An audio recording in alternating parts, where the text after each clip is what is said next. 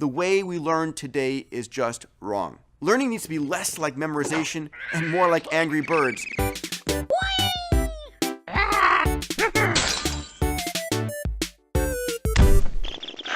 50% of school dropouts name boredom as the #1 reason that they left. How do we get our kids to want to learn? The challenge is, in the old-style educational system, you start at an A, and every time you get something wrong, your score gets lower and lower and lower.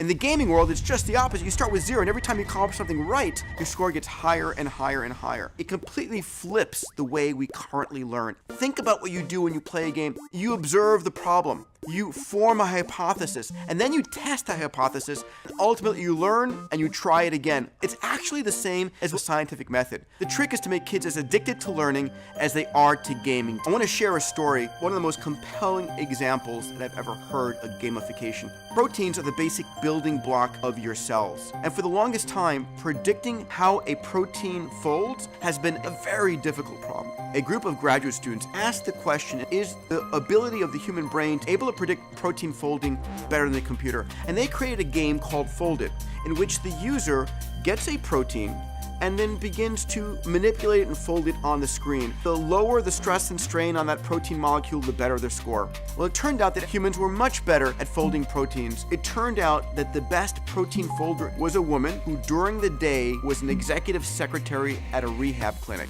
and who at night became the best protein folder on the planet.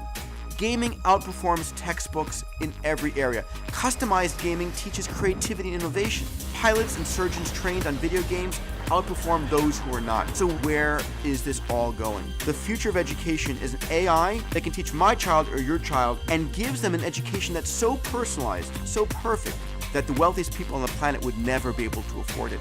That's a future in which education is much better than we can possibly ever imagine.